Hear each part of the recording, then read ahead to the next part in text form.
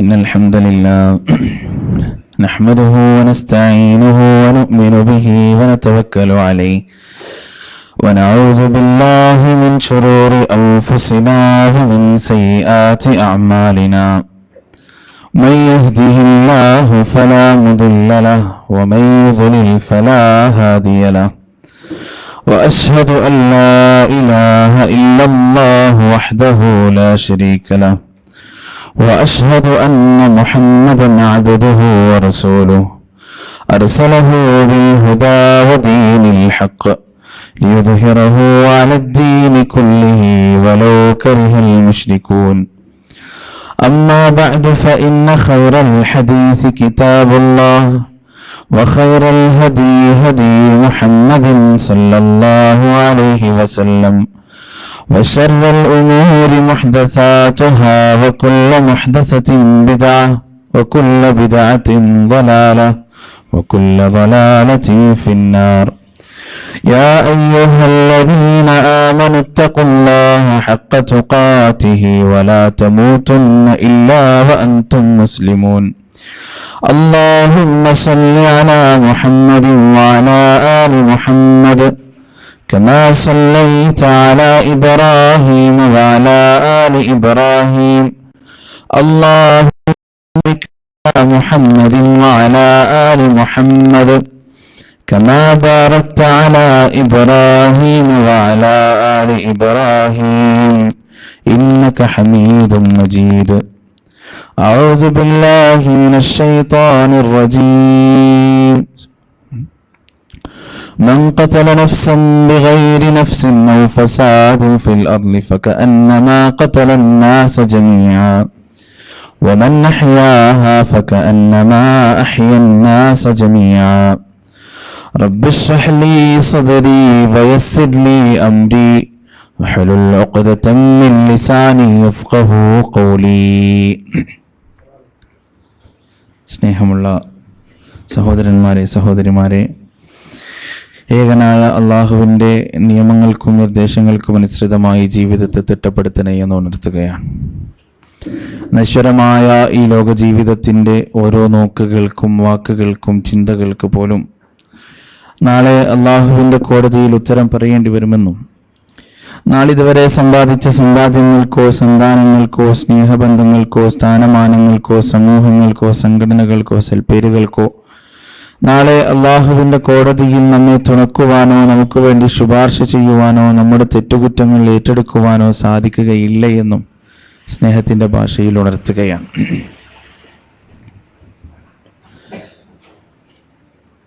മുജാഹിദ് പ്രസ്ഥാനത്തിൻ്റെ പ്രസക്തി എന്താണ്? എല്ലാവരും മുജാഹിദുകളല്ലേ ഈ കൂട്ടത്തിൽ? അല്ലാത്ത ആരെങ്കിലും ഉണ്ടോ? ഉണ്ടെങ്കിൽ അവർക്കും, ഇല്ലെങ്കിൽ നിങ്ങൾ പുറത്തുള്ള ആളുകൾക്ക് പറഞ്ഞു കൊടുക്കേണ്ടതായ കാര്യങ്ങളാണ് ഞാൻ പറയാൻ ഉദ്ദേശിക്കുന്നത്. എന്താണ് മുജാഹിദ് പ്രസ്ഥാനത്തിൻ്റെ പ്രസക്തി? ഞാനും സുഹൈലും ചുങ്കത്തു നിന്ന് ഇങ്ങോട്ട് വരുന്ന സമയം, ഇങ്ങോട്ട് വരുമ്പോൾ ഒരു കാഴ്ച കണ്ടു. വല്ലാതെ വിഷമായി. എന്താ കണ്ടെന്ന് വെച്ചാൽ, നമ്മൾ ഇങ്ങോട്ട് വന്നുകൊണ്ടിരിക്കുമ്പോൾ ഒരു വലിയ ഘോഷയാത്ര കണ്ടു. ഘോഷയാത്രയുടെ പിന്നിൽ കുറച്ചു നേരം നമ്മൾ പെട്ടു. കുറച്ചു നേരം വണ്ടി മുന്നോട്ടെടുക്കാൻ സാധിച്ചില്ല. പിന്നെ കുറച്ച് കഴിഞ്ഞ് വണ്ടി മുന്നോട്ടെടുത്തു. കുറേ ആൾക്കാരുണ്ട്, ഒരു 100 ആൾക്കാരുണ്ടാവും. അങ്ങനെ വണ്ടി എടുത്തെടുത്ത് ഏറ്റവും മുന്നിൽ ഒരു കാഴ്ച കണ്ടു.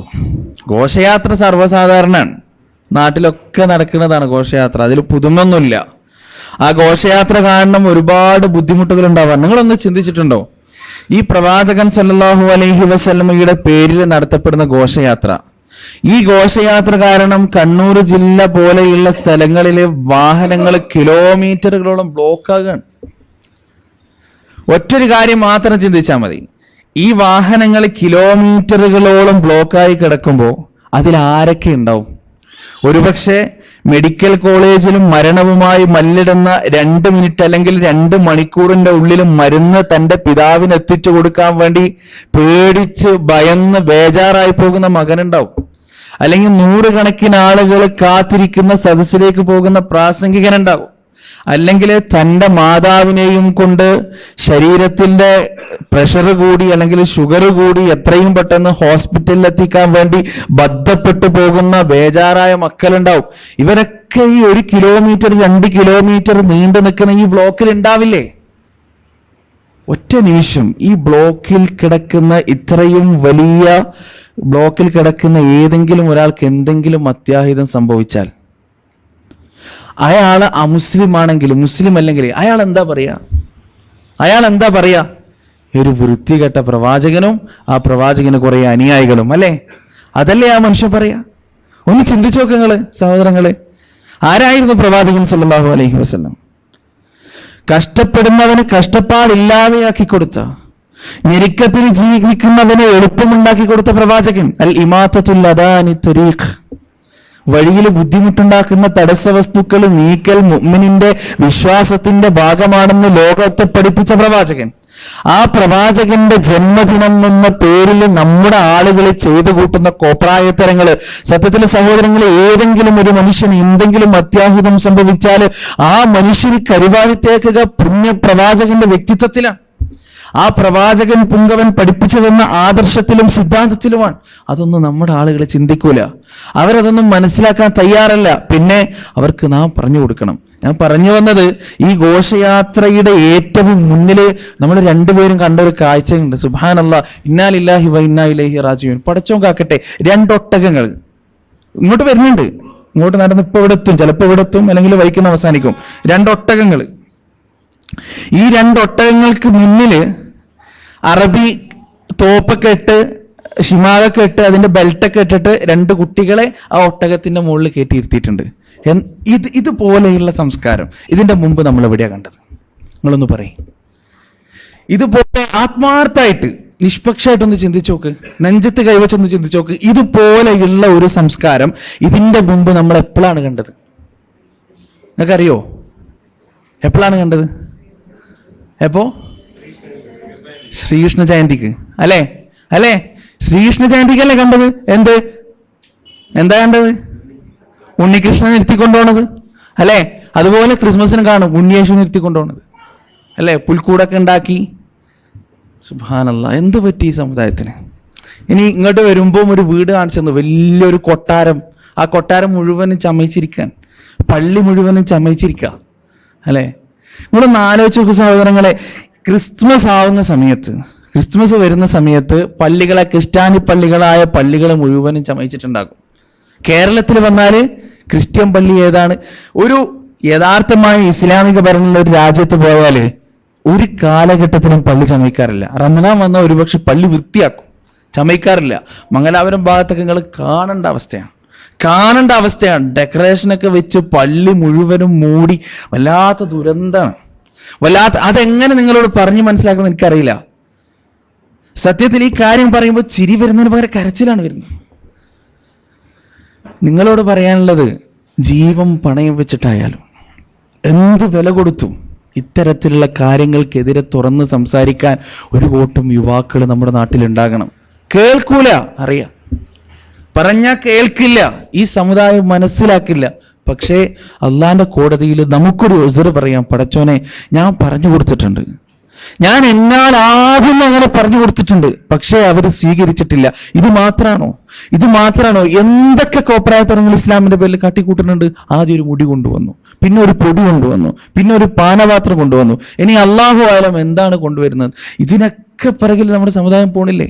ഇതിനൊക്കെ പിറകിൽ എന്തിന്? ഈ മുടി അമ്മുവിന്റെ മുടിയാണെന്ന് പച്ച മലയാളത്തിൽ സമുദായത്തിന് മുന്നിൽ ജിഷാൻ മാഹിയെ പോലുള്ള ആളുകൾ വിളിച്ചു പറഞ്ഞു, ഏറ്റവും വലിയ ശിങ്കടികൾ. എന്നിട്ടും ആ മുടിമുക്കിയ വെള്ളമായിട്ട് കോഴിക്കോട് വന്നപ്പോൾ അതിന്റെ മുന്നിൽ എത്ര ആളുകൾ ക്യൂ ഉണ്ടായി? എവിടെയാണ് ഈ ജനങ്ങൾ ബുദ്ധി പണയം വെക്കുന്നത്? മനുഷ്യന്റെ വിശ്വാസത്തെ ചൂഷണം ചെയ്ത് ഏതൊക്കെ തരത്തിൽ പണം ഉണ്ടാക്കാൻ പറ്റുമോ അത്തരത്തിലൊക്കെ പണം ഉണ്ടാക്കുക, അത്തരത്തിലൊക്കെ പൈസ ഉണ്ടാക്കുക അല്ലെ? ഓരോ ഉസ്താദുമാർ ഇപ്പോഴേ സ്വപ്നം കണ്ടു കിടക്കുക. എന്റെ ഖബറിന്റെ മുകളിൽ വലിയ മണിമന്ദിരം പൊക്കുക, ആ ഖബറിന്റെ ചുറ്റിലും നിന്ന് വരുമാനം കൊണ്ട് എന്റെ കുടുംബം ജീവിക്കുക. ഒരു ജാറത്തിലുള്ള വരുമാനം എത്രയെന്ന് നിങ്ങൾക്ക്? ഒരു ജാറത്തിലുള്ള വരുമാനം. മംഗലാപുരം ഉള്ളാളത്ത് ഒരു ദിവസം അവിടെ പരിപാടിക്ക് പോയപ്പോൾ മംഗലാപുരം ഉള്ളാളത്ത് ജാറത്തിൽ വന്ന് കയറി നോക്കി.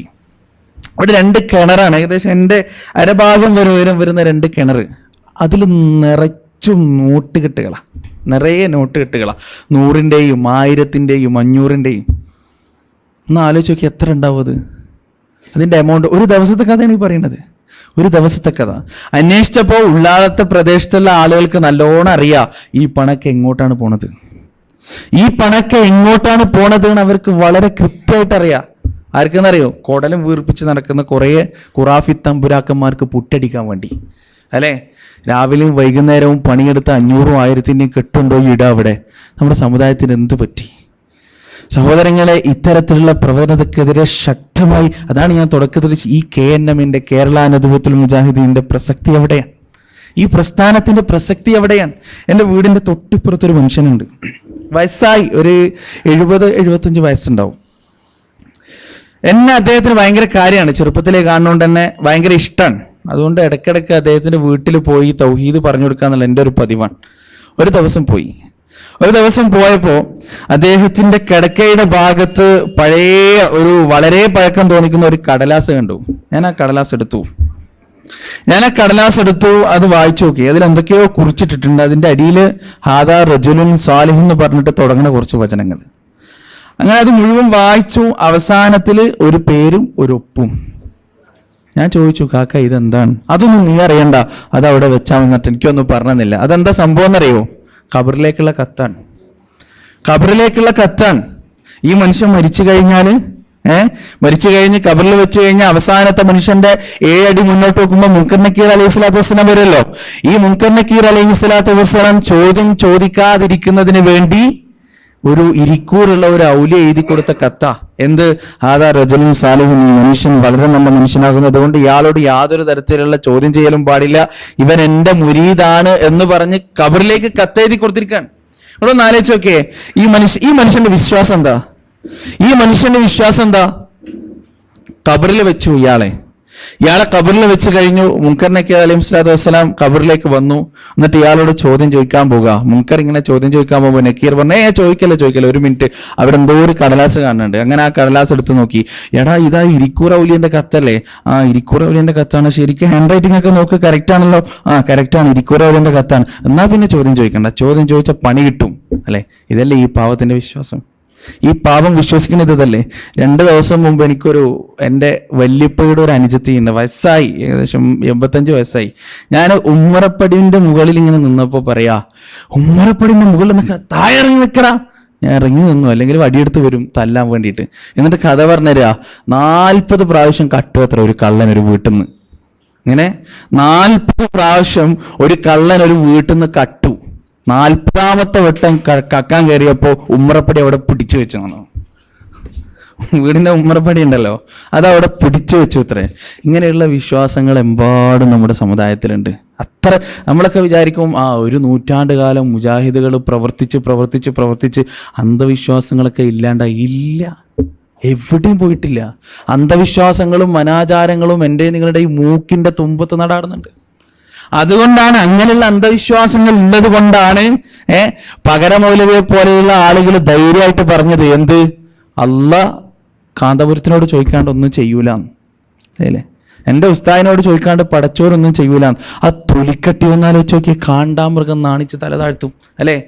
അള്ളാഹ് ഈ കാന്തപുരത്തിനോട് ചോദിക്കാതെ ഒന്നും ചെയ്യും. ബ്രഹ്മാണ്ഡ കടാഹത്തെയും അഖിലാണ്ട മണ്ഡലത്തെയും നിയന്ത്രിക്കുന്ന പടച്ച തമ്പുരാൻ സൗരയൂഥത്തിൽ 8 ഗ്രഹങ്ങളിൽ ഒരു ഗ്രഹമായ ഭൂമിയിൽ, 7 വൻകരകളിൽ ഒരു വൻകരയായ ഏഷ്യയിൽ, വിവിധ രാജ്യങ്ങളിൽ ഒരു രാജ്യമായ ഇന്ത്യയിൽ, വിവിധ സംസ്ഥാനങ്ങളിൽ ഒരു സംസ്ഥാനമായ കേരളം എന്ന ചെറു പ്രദേശത്ത് ജീവിക്കുന്ന കൃമികീടത്തിന് തുല്യനായ ഒരു മനുഷ്യനോട് ചോദിക്കാതെ പ്രപഞ്ചത്തെ ഒരു കൃത്യവും നിർവഹിക്കില്ല എന്ന് പറഞ്ഞാൽ അതിനേക്കാൾ വലിയ വിഡ്ഢിത്തം സഹോദരങ്ങളെ?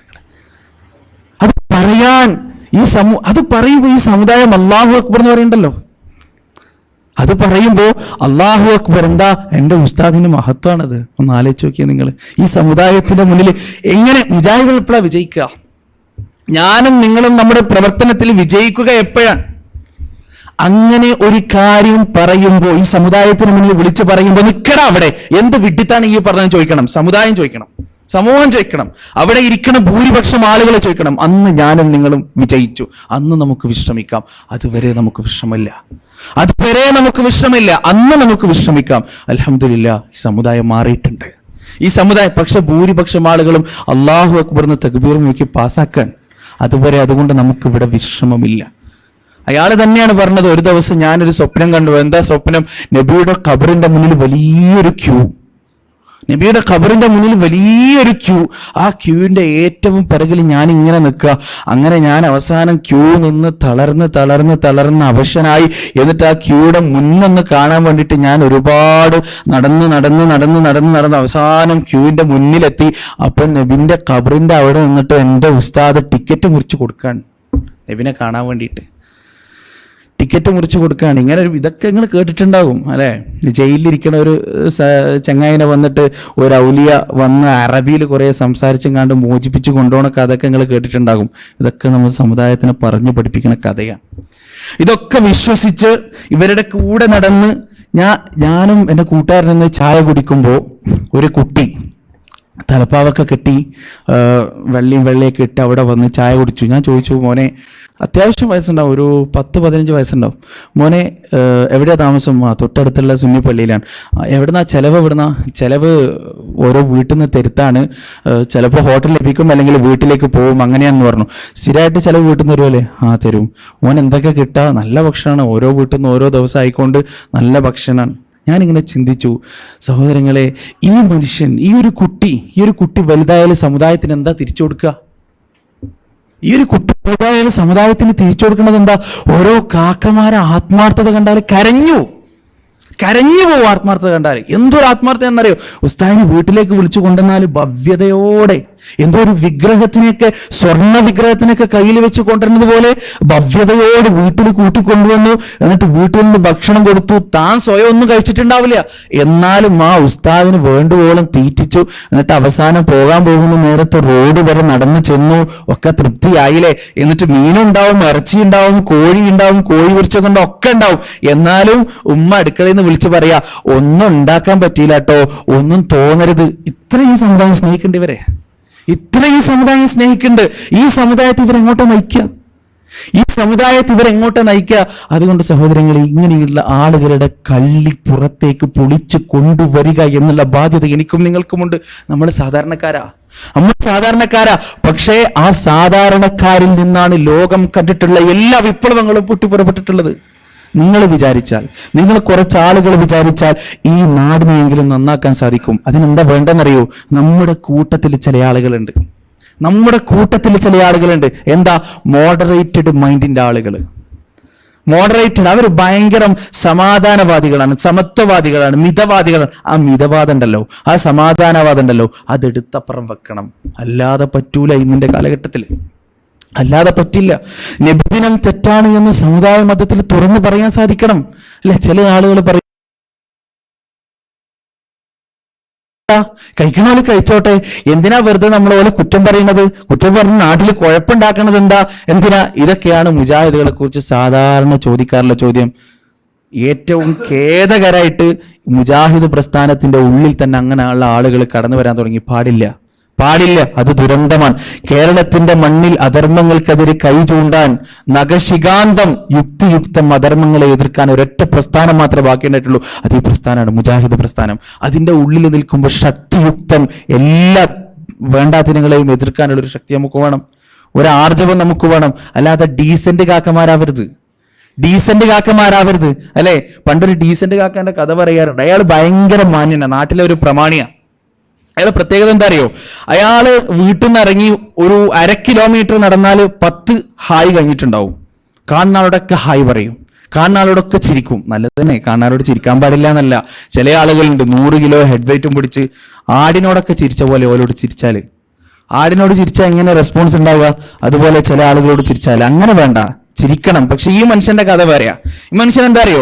വീട്ടിൽ നിന്ന് ഇറങ്ങി ഒരു 1/2 കിലോമീറ്റർ നടന്നു കഴിഞ്ഞാൽ ഒരുപാട് ആളുകളോട് ചിരിക്കും, ലോക്യം പറയും. പക്ഷെ ഇയാൾക്കുള്ള പ്രത്യേകത എന്താ അറിയോ? ഒരു ദിവസം ഇയാൾ ഇങ്ങനെ നടന്നു പോകുമ്പോൾ 2 ആളുകൾ തമ്മിൽ പൊരിഞ്ഞ തല്ലാണ്. അങ്ങനെ ഇയാൾ പോയി രണ്ടാളെയും പിടിച്ചു മാറ്റി. എന്നിട്ട് ഒരുത്തനോട് ചോദിച്ചു, എന്താടാ നിന്റെ പ്രശ്നം? വെറുതെ തല്ലൂടാ, നിന്നാളെ മോനല്ലേ, ഞാൻ എൻ്റെ വാപ്പാനെ കാണട്ടെ, ഞാൻ പറഞ്ഞു കൊടുക്കുന്നുണ്ട്, കുടുംബത്തിന്റെ പേര് നശിപ്പിക്കാൻ, ഉമ്മാനി വാപ്പാനെ പറയിക്കാൻ എന്നൊക്കെ പറഞ്ഞിട്ട് ഓനെ കുറെ ചീത്ത പറഞ്ഞു. അപ്പോൾ ഓൻ പറഞ്ഞു, ആക്ക അങ്ങനെയല്ല, സംഗതി ഇങ്ങനെയാണ്. ഓൻ കുറേ ഓൻ്റെതായ ന്യായങ്ങൾ പറഞ്ഞപ്പോൾ ഇയാള് ഓനെ കുറച്ച് അപ്പുറത്ത് കൂട്ടിക്കൊണ്ടുപോയി. എന്നിട്ട് പറഞ്ഞു, സംഗതി ഈ പറഞ്ഞൊക്കെ എനിക്ക് മനസ്സിലായി, സത്യം എൻ്റെ അടുത്താണ്, ന്യായം എൻ്റെ അടുത്താണ്. പക്ഷെ ആ കഴുതൊക്കെ അത് പറഞ്ഞാൽ മനസ്സിലാവില്ല.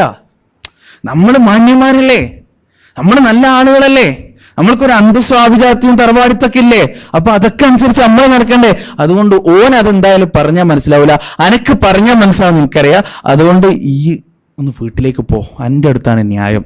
അങ്ങനെ ഓൻ സന്തോഷത്തോടെ വീട്ടിലേക്ക് പോയി. എൻ്റെ അടുത്താണല്ലോ ന്യായത്തിന് വേണ്ടിയിട്ടാണല്ലോ ഞാൻ എന്തായാലും തല്ലുകൂടിയത്, വേണ്ടാത്തതിന് വേണ്ടിയിട്ടല്ലല്ലോ ഞാൻ തല്ലുകൂടിയത്, അതുകൊണ്ട് എൻ്റെ അടുത്താണ് ന്യായം എന്ന് പറഞ്ഞ് ആ മനുഷ്യൻ നടന്നുപോയി. ഓൻ അങ്ങ് ദൂരെ എത്തിയപ്പം ഇയാൾ ഇപ്പുറത്തേക്ക് വന്നു. ചോദിച്ചു, എന്തിനാ ഈ തല്ലുണ്ടാക്കിയത്? അപ്പോൾ പറഞ്ഞു, സംഗതി ഇങ്ങനെയൊക്കെയാണ്, ഓൻ എന്നെ ആദ്യം തല്ലി, അപ്പം എനിക്ക് സഹിച്ചിക്കാൻ പറ്റിയില്ല, അപ്പം ഞാനും തിരിച്ച് തല്ലി, അങ്ങനെ ഇങ്ങനെയൊക്കെ തല്ലായി പോയതാണ്. പറഞ്ഞു, സംഗതി ഓ മഹാമോശൻ, ഓൻ തറവാടിത്തമില്ല, ഓന് അന്തസ്സില്ല, ഓന് അഭിമാനമില്ല, ഓ മഹാചെറ്റൻ, ഓ മഹാതമ്മാടിയാണ്. ന്യായമൊക്കെ എൻ്റെ അടുത്താണ്, നീതിയൊക്കെ എൻ്റെ അടുത്താണ്. ഈ സത്യത്തിന് വേണ്ടിയിട്ടാണ് തല്ലുകൂടിയത്. അതുകൊണ്ട് അമ്മക്കൊരു അന്തസ്സൊക്കെ ഇല്ലേ, അമ്മക്കൊരു അഭിമാനമില്ലേ, നമുക്ക് കുടുംബമില്ലടാ, അതുകൊണ്ട് അങ്ങനെയുള്ള ആളുകളായിട്ട് കച്ചറ കൂടാൻ പോകണ്ട, ഈ വീട്ടിലേക്ക് പോ. അങ്ങനെ ഓനെയും പറഞ്ഞു വിട്ട്.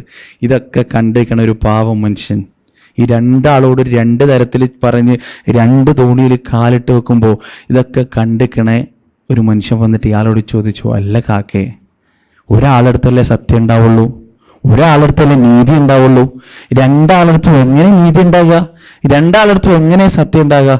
അപ്പൊ ഇയാൾ ഇവന്റെ തോളത്തൊക്കെ കൈയിട്ട് പുറത്തൊക്കെ ഒരു തട്ടട്ടി പറയാ, നീതി എൻ്റെ അടുത്താണ്, സത്യം ഈ പറഞ്ഞതാണ് അതിൻ്റെ ശരി. ഓൾക്ക് രണ്ടാൾക്കും തറവാടിത്തം ഇല്ല, ഓൾക്ക് രണ്ടാൾക്കും ആപിച്ചാൽ ഈയാണ് തറവാടിത്തത്തിന്റെ ആൾക്കാർ. അപ്പൊ ഇവന് പോന്തി, ഞാനാണ് തറവാടി, എനിക്കാണ് അന്തസ്, ഓൾ രണ്ടാളും പൊട്ടന്മാരെന്ന് പറഞ്ഞ് ഈ മനുഷ്യനുമായിട്ട് നടന്നുപോയി. ഇങ്ങനെയുള്ള ചില ആളുകളുണ്ട് നമ്മുടെ സമുദായത്തിൽ. ഇല്ലാന്ന് പറയാൻ സാധിക്കോ? ഇല്ല. ഭൂരിപക്ഷം ഇങ്ങനെയുള്ള ആളുകളാ. ഒരിടത്ത് പോയി ഒന്ന് പറയാ, വേറെടുത്ത് പോയി ഒന്ന് പറയാ, മൂന്നാമൻ്റെ അടുത്ത് പോയി മറ്റൊന്ന് പറയാ, എന്നിട്ട് എല്ലാവരും വോട്ട് നേടുക, എല്ലാവർക്കും ഇസ്തിരി ഇട്ട് വെക്കുക. ഇസ്തിരി ചൊളിയണ പരിപാടിയില്ല, മനസ്സിലായില്ലേ? ഇസ്തിരി ചൊളിയണ യാതൊരു പരിപാടിയില്ല. അതുകൊണ്ട് സഹോദരങ്ങളെ, ആ ഒരു പ്രവണത ഉണ്ടല്ലോ നമ്മുടെ ജീവിതത്തിൽ നിന്ന് മാറ്റിയെടുക്കണം. രണ്ട് പേര് പ്രശ്നം ഉണ്ടാവുന്നത് നമ്മുടെ കണ്ണിൽപ്പെട്ടാൽ എവന്റെ അടുത്താണോ സത്യം അവന്റെ കൂടെ നിൽക്കണം. ഒരുപക്ഷെ അശക്തനായിരിക്കാം, അവനൊരുപക്ഷെ ദുർബലനായിരിക്കാം, പക്ഷെ ആ ദുർബലതയ്ക്കും ആ അശക്തിക്കും അള്ളാഹുവിന്റെ പക്കൽ നിന്നുള്ള സഹായമുണ്ട്. മൂസാ നബി അലൈഹി സ്വലാത്തു വസ്സലാമിന്റെ കൗമിനോട് പടച്ചോൻ പറഞ്ഞു, സബത്ത് ദിനത്തിൽ നിങ്ങൾ മീൻ പിടിക്കാൻ പാടില്ല. ആരാ ടീം? ഇസ്രായേലികളാണ്.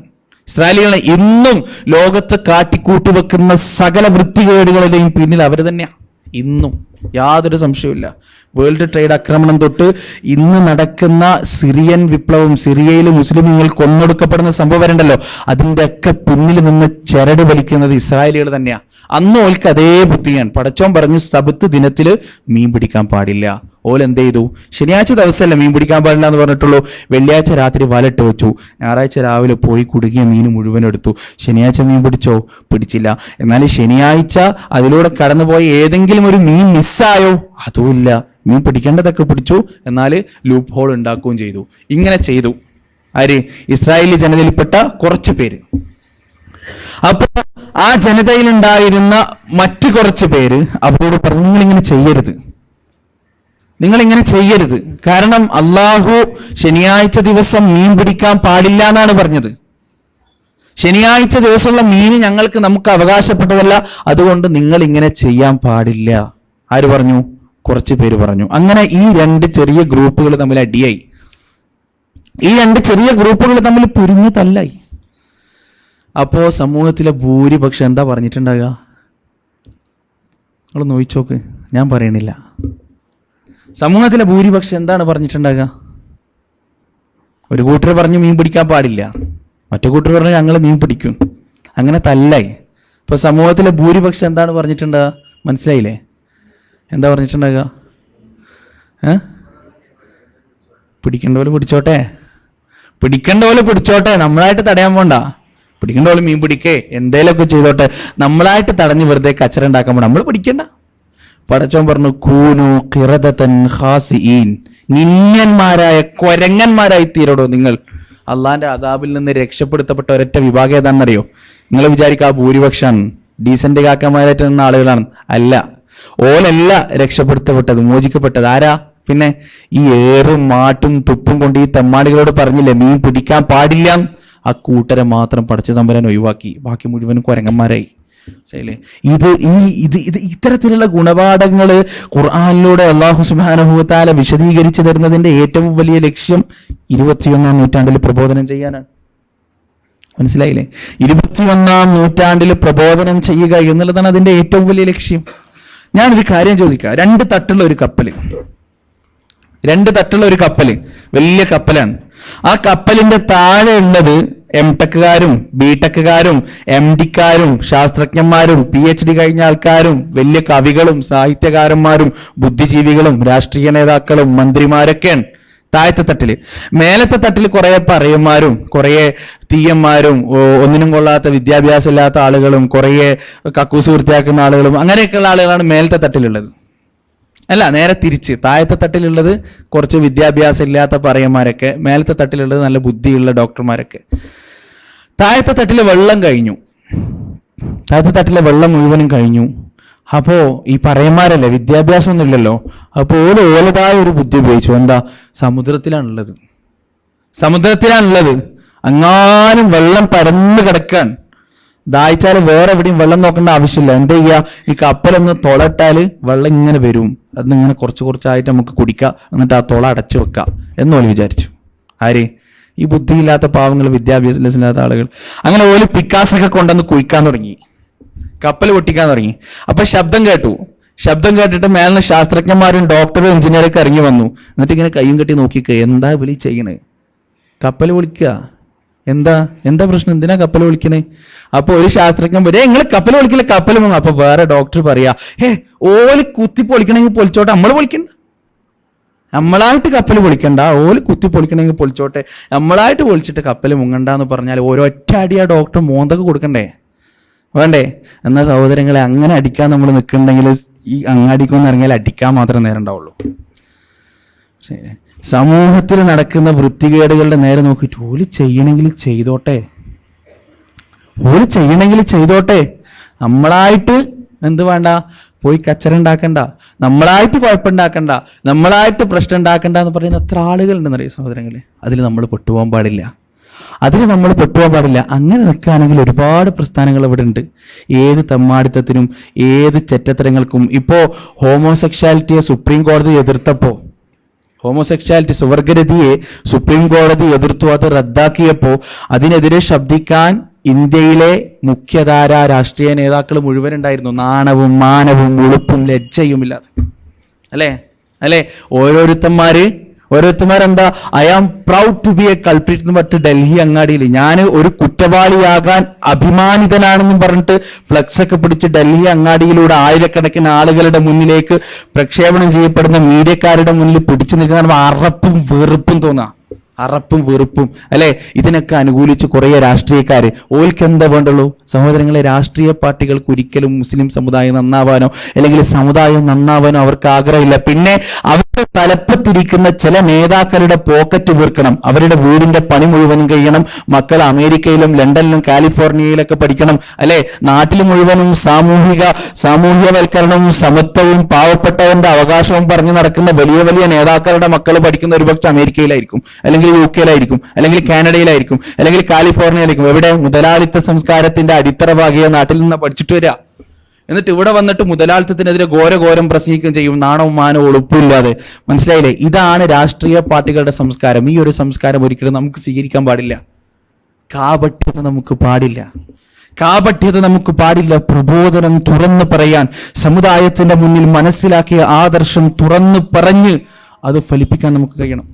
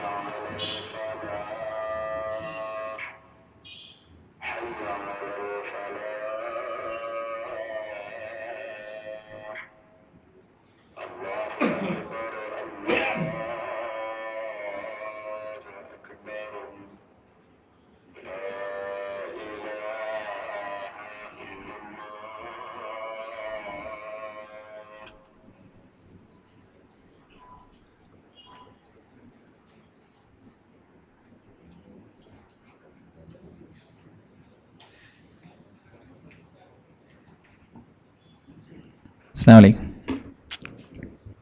എവിടെയാ പറഞ്ഞെത്തി? ഓർമ്മ ഉണ്ടല്ലേ? അപ്പം രാഷ്ട്രീയ പാർട്ടികളുടെ സംസ്കാരം എന്തായാലും നമുക്ക് പറ്റൂല, അത് മാറ്റി വെക്കണം. അതുകൊണ്ടാണ് ഓരോ കാലഘട്ടത്തിലും എന്താണോ ആ സമയത്ത് ആവശ്യം അതിനനുസൃതമായ ക്യാപ്ഷനും കൊണ്ട് കേരള നദുൽ മുജാഹിദീൻ എപ്പോഴും ഇറങ്ങിയിട്ടുണ്ട്. ഇപ്പം പുതുതായിട്ട് വന്ന ക്യാപ്ഷൻ എന്താണെന്ന് അറിയാലോ. എന്താണ്? ഇസ്ലാം ശാന്തിയുടെ മതം. ഇസ്ലാം ശാന്തിയുടെ മതം എന്ന ഒരു പ്രമേയം ഉണ്ടല്ലോ, ഭയങ്കര പ്രസക്താണ്. കാരണം ഇസ്ലാം ശാന്തിയുടെ മതം എന്ന ഒരു പ്രമേയവും വെച്ച് നമ്മൾ പ്രബോധനത്തിന് ഇറങ്ങിയാൽ ഒരുപാട് തല്ലുകൊള്ളേണ്ടി വരും. കഴുത്തിന്റെ മേലെ ചിലപ്പോൾ തല കാണൂല, കണ്ണൂരൊക്കെ ആണെങ്കിൽ. കാരണം എന്താ അറിയോ? ഇസ്ലാം ശാന്തിയുടെ മതം എന്ന് ഉള്ള ഒരു പ്രമേയം ചർച്ച ചെയ്യുമ്പോൾ തീർച്ചയായും നമ്മുടെ നാട്ടിലുള്ള തീവ്രവാദ പ്രസ്ഥാനങ്ങളെ സൂചിപ്പിക്കേണ്ടി വരും, ഉറപ്പാണ്. സഹോദരികൾ, എന്താ ഈ ഒരു പ്രമേയത്തിന്റെ പ്രത്യേകത എന്താണ്? ഒറ്റൊരു ഉദാഹരണം പറയാം. ഇസ്ലാമിനെ ലോകം എങ്ങനെയാണ് മനസ്സിലാക്കി വെച്ചിട്ടുള്ളതിനൊരു ഉദാഹരണം. നമ്മൾ TV-യിൽ ഒരു ഇന്റർവ്യൂ കാണുക. ആ ഇന്റർവ്യൂവിൽ എന്താണ്? വലിയ താടി വെച്ചൊരു മനുഷ്യൻ അയാള് കണ്ടുപിടിച്ച വിഖ്യാതമായൊരു കണ്ടുപിടുത്തത്തെ കുറിച്ച് വിശദീകരിക്കുകയാണ്. കാലങ്ങളുടെ ഗവേഷണത്തിന്റെയും നിരീക്ഷണത്തിന്റെയും പരീക്ഷണത്തിന്റെയും ഒടുവിൽ മാനവരാശിക്ക് മുഴുവനും ഉപകാരപ്പെടുന്ന ഒരു വലിയ കണ്ടുപിടുത്തം അദ്ദേഹം നടത്തി. അദ്ദേഹം ഇങ്ങനെ ലോകമൊട്ടുക്കും വീക്ഷിച്ചുകൊണ്ടിരിക്കുന്ന ഒരു മീഡിയ ചാനൽ ഇങ്ങനെ വിശദീകരിച്ചുകൊണ്ടിരിക്കുകയാണ്. അപ്പോ ആ TV ചാനൽ കാണുന്ന ഹോട്ടലിന്റെ മുറ്റത്തും അതുപോലെ ബസ് സ്റ്റാൻഡിലും റെയിൽവേ സ്റ്റേഷനിലൊക്കെ ഇരുന്ന് ആ ഇന്റർവ്യൂ കാണുന്ന ഓരോ മനുഷ്യരും പരസ്പരം പറയും, അയാളുടെ താടി കണ്ടോ, ഓന്റെ താടി കണ്ടോ, ആ താടി കാണുമ്പോൾ എന്തൊരു സമാധാനല്ലേ, എന്തൊരു ശാന്തിയല്ലേ, ഒരു സ്വാമിജിനൊക്കെ പോലെ തോന്നണില്ലേ. അയാൾ കാലങ്ങളായി നടത്തിയ ഗവേഷണവും പരീക്ഷണവും നിരീക്ഷണവും അതിൻ്റെയൊക്കെ കഷ്ടപ്പാട് അയാളുടെ താടിയിൽ ഇങ്ങനെ കാണുന്നുണ്ടല്ലേ. ആ മുഖം കാണുമ്പോൾ തന്നെ എന്തൊരു പക്വതയാ, ആ മുഖം കാണുമ്പോൾ തന്നെ എന്തൊരു വിവേകല്ലേ. ഇങ്ങനെ ആളുകൾ പരസ്പരം പറയും. ബൈ ചാൻസ് ഏതെങ്കിലും ഒരു സമയത്ത് അദ്ദേഹത്തിന് പേര് വെളിപ്പെടുത്തുന്നതായിരിക്കാം. ആ പേര് ജനങ്ങൾ കേട്ടത് ഇങ്ങനെയാ: മുഹമ്മദ്, അഹമ്മദ്, അജ്മൽ, മഹ്മൂദ്. ആ സെക്കൻഡിലുണ്ടല്ലോ, ആ സെക്കൻഡിൽ പിന്നെ ആ താടിയിലേക്ക് നോക്കുന്ന ആൾക്ക് പേടിയാവും. അതുവരെ പക്വതയുടെയും വിവേകത്തിന്റെയും ധർമ്മത്തിന്റെയും സംസ്കാരത്തിന്റെയും വിട്ടുവീഴ്ചയുടെയും ഗവേഷണത്തിന്റെയും പരീക്ഷണത്തിന്റെയും നിരീക്ഷണത്തിന്റെയും ബുദ്ധിസാമർഥ്യത്തിന്റെയും വാക്ചടുലതയുടെയും പ്രതീകമായി ചിത്രീകരിക്കപ്പെട്ട ആ താടി അടുത്ത നിമിഷം തൊട്ട് തീവ്രവാദത്തിന്റെയും ഭീകരവാദത്തിന്റെയും വിധ്വംസക പ്രവർത്തനത്തിന്റെയും AK-47 ബോംബിന്റെയും പിസ്റ്റളുകളുടെയും ചാവേറാക്രമണത്തിന്റെയും ദീനരോധനങ്ങളുടെയും പ്രതീകമായി അടുത്ത നിമിഷത്തിൽ മാറും. ഇതാണ് ഇന്ന് ഇസ്ലാമിനെ കുറിച്ച് ലോകം മനസ്സിലാക്കി വെച്ചിട്ടുള്ള ഒരു ചിത്രം. ഇസ്ലാം എന്ന് പറഞ്ഞാൽ ലോകർക്ക് മുന്നിൽ ഇതാണ് അല്ലെ. ഒരു താടിയുടെ രൂപം മാറാൻ പേരെന്താണെന്ന് അറിഞ്ഞാൽ മതി. ശ്രീ രവിശങ്കർ താടി വെച്ചാൽ അത് സമാധാനത്തിന്റെ താടിയാ. അത് ശാന്തിയുടെ താടിയാ, അത് വാത്സല്യത്തിന്റെ താടിയാ, അതൊരു ഉമ്മയുടെ സാന്ത്വനത്തിന്റെ താടിയാ.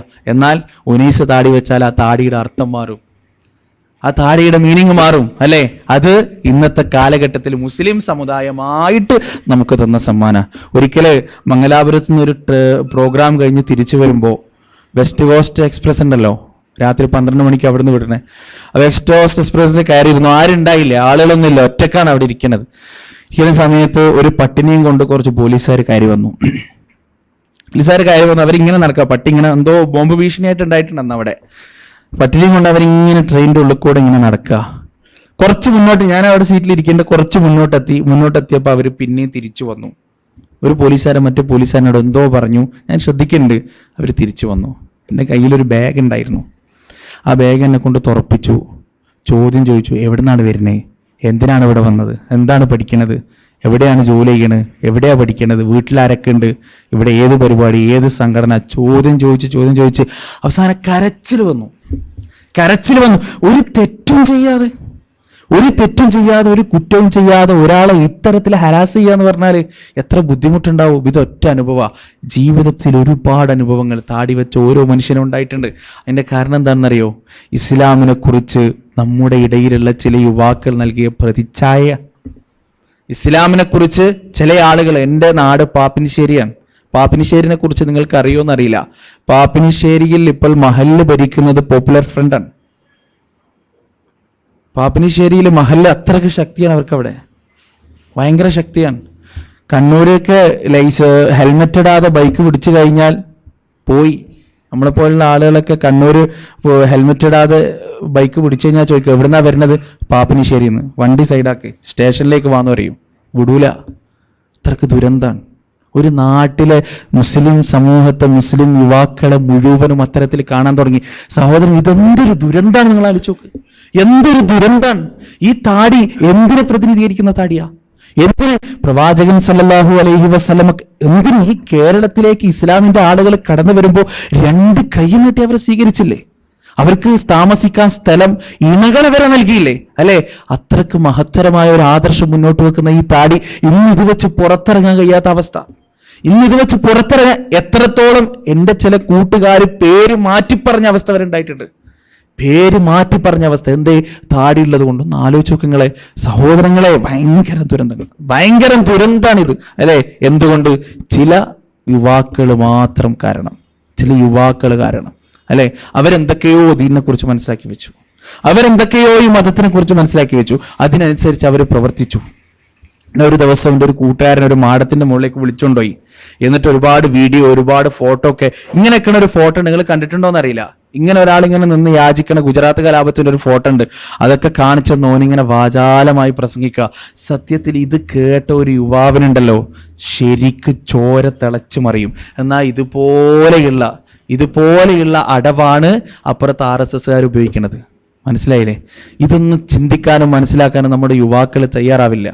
ഇതൊന്നും ചിന്തിക്കാനും തലയിൽ കൊടുക്കാനും നമ്മുടെ യുവാക്കളെ തയ്യാറാവില്ല. അവരെന്ത് ചെയ്യും? അവർക്ക് വിചാരത്തെ അവിടെ അടക്കി വെച്ചുകൊണ്ട് വികാരത്തിന് പിറകെ പോവും. വിവേകത്തെയും പക്വതയും അടക്കി വെച്ചുകൊണ്ട് വികാരം എന്താണോ പറയുന്നത് അതുപോലെ ചെയ്യും.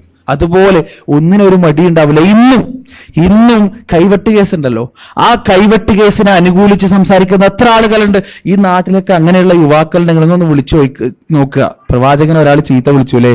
ചീത്ത വിളിച്ചു. അവന്റെ കൈവെട്ടിയില്ലേ, ആ കൈവെട്ടി എന്താ നിന്റെ അഭിപ്രായം? ആ കൈവെട്ടിനെ കുറിച്ച് നിന്റെ അഭിപ്രായം എന്താ? കൈവെട്ടെ, അവന്റെ തലയാണ് വെട്ടേണ്ടതെന്ന് പറയും. അങ്ങനെയാണോ വേണ്ടത്? അങ്ങനെയാണ്. ഈ ഒരൊറ്റ കൈവെട്ട് കേസ് മൂലം മുജാഹിദ് പ്രസ്ഥാനത്തിന് ഒരുപാട് ഓപ്പർച്യൂണിറ്റീസ് ഉണ്ടായി. അതറിയ നിങ്ങള്? ഈ ഒരു ക്വസ്റ്റ്യൻ പേപ്പർ വിവാദം ഉണ്ടായല്ലോ, ആ വിവാദം കേരളം മുഴുവൻ പ്രചരിച്ച ആ സമയത്ത് മുജാഹിദ് പ്രസ്ഥാനത്തിന്റെ ഓരോ പ്രബോധകന്മാരും ഇറങ്ങി, നിച്ച് ഓഫ് ട്രൂത്ത് സജീവമായിട്ടിറങ്ങി. എന്നിട്ട് ഓരോ വീടുകളിലും ചെന്നു, പ്രവാചകനെ വിമർശിക്കേണ്ടത് ഇത്തരത്തിലല്ല, അല്ലെ? ഇത് പറയുമ്പോൾ ക്രിസ്ത്യൻ സമുദായത്തിന് തിരിച്ചു പറയാനൊന്നുമില്ല.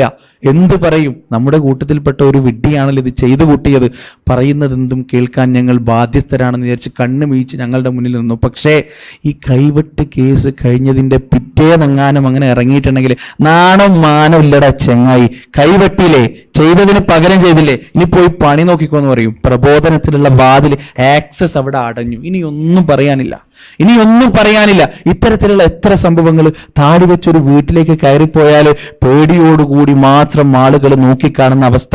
എൻ്റെ നാട്ടിലൊക്കെ എത്ര ആളുകൾ സഹോദരങ്ങളെ ഇതുവരെ പോലീസ് സ്റ്റേഷനിൽ കയറാത്ത, പോലീസുകാരോട് ശരിയാവണ്ണം സംസാരിച്ചിട്ടില്ലാത്ത, ആഭിജാത്യത്തോടും തറവാടിത്തത്തോടും കൂടി വളർന്ന മാതാപിതാക്കള് തങ്ങളുടെ മക്കൾ ചില പ്രസ്ഥാനങ്ങളിൽ പ്രവർത്തിച്ചു എന്ന ഒരൊറ്റ കാരണം കൊണ്ട് കയറിയിറങ്ങാത്ത പോലീസുകാരില്ല, കാലു പിടിക്കാത്ത രാഷ്ട്രീയ നേതാക്കളില്ല, കരഞ്ഞു പറയാത്ത പണക്കാരില്ല, കാണാൻ പോകാത്ത ജയിലറകളില്ല. ഇങ്ങനെ കഷ്ടപ്പാടും ദുരിതവും അനുഭവിച്ച് പ്രതീക്ഷയും പ്രത്യാശയും നട്ടുനനച്ചു വളർത്തിയ തങ്ങളുടെ മക്കളെ കാശ്മീരിന്റെയും മുംബൈയുടെയും തെരുവോരങ്ങളിൽ ഇന്ത്യൻ പട്ടാളക്കാരുടെ വെടിയേറ്റ് മരിക്കാനുള്ള ദുരന്ത ജീവിതത്തിന് തിരികൊളുത്തി. ഇതിനൊക്കെ പകരമായി ഇസ്ലാമിന് കിട്ടുന്നത് ഭീകരവാദം, തീവ്രവാദം, വിധ്വംസക പ്രവർത്തനം എന്ന പേരും. ഇതൊക്കെ കണ്ടുകൊണ്ടാണ് കേരള നദുവത്തുൽ മുജാഹിദീൻ ഇസ്ലാം ശാന്തിയുടെ മതം എന്ന ഒരു പ്രമേയവുമായി മുന്നോട്ടിറങ്ങിയത്. ഇത് ഒന്നാമത്തെ കാരണമാണ്. അത് ഞാൻ പറഞ്ഞു വരുന്നുണ്ട്. ഇസ്ലാമിനെ തെറ്റിദ്ധരിപ്പിക്കപ്പെടാനുള്ള ഒന്നാമത്തെ കാരണമാണിത്. എന്ത് നോക്കണമെന്നുണ്ടോ? ഒട്ടയൊക്കെ ഉണ്ട് പള്ളിന്നാ. അത് ഇങ്ങത്തൂരാൻ തോന്നുന്നുണ്ടല്ലേ? അതെ, ആ ഒട്ടക ഇപ്പളെ കണ്ട്. അപ്പൊ പകലൊക്കെ ഈ പരിപാടി ഉണ്ടല്ലേ, രാത്രി മാത്രല്ല.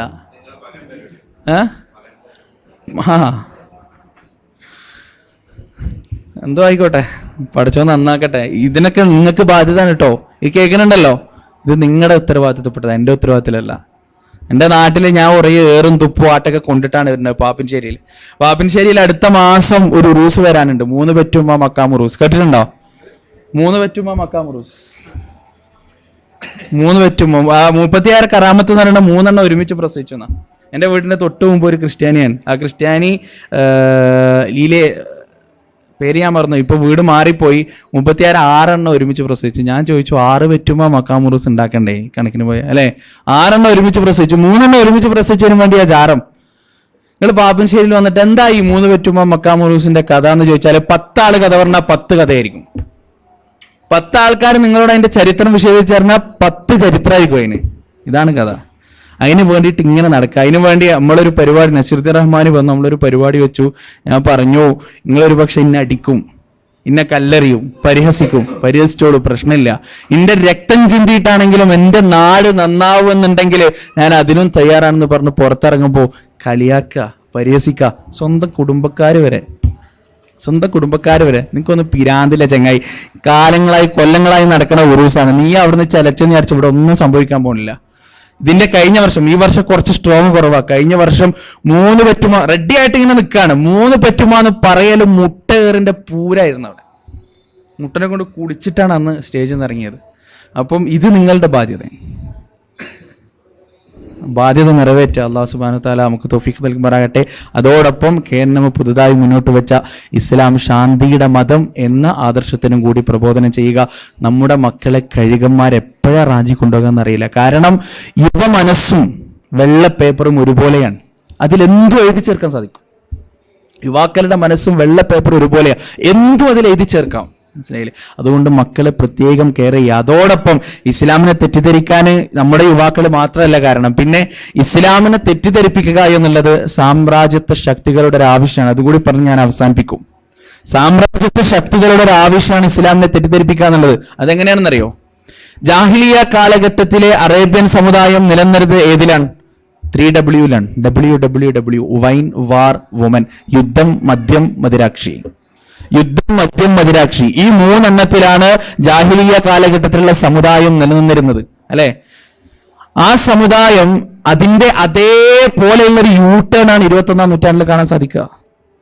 യുദ്ധം, മദ്യം, മദിരാക്ഷി. ഇതാണ് ഇന്ന് അമേരിക്ക പോലെയുള്ള വലിയ വലിയ രാജ്യങ്ങൾ തങ്ങളുടെ ഉൽപ്പന്നങ്ങൾ വിറ്റഴിക്കാൻ, സാമ്രാജ്യത്വം സ്ഥാപിക്കാൻ വേണ്ടി അവർ കണ്ടുപിടിച്ച ഏറ്റവും വലിയ മാർഗം എന്താ?